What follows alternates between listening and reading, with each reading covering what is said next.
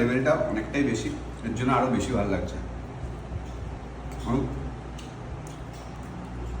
চিকেনটা দেখো, একদম ফ্রেশ চিকেন, একদম ফ্রেশ।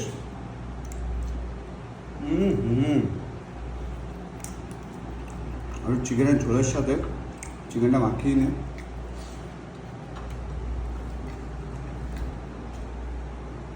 দারুণ লেভেলে হলো। ভেজ থালির দাম হচ্ছে 90 টাকা, আর মাছের থালির দাম হচ্ছে 120 টাকা, চিকেন থালি হচ্ছে 130 টাকা, মাটন থালি হচ্ছে 300 টাকা। তো মাটনও ট্রাই করবো, ওয়েট করো।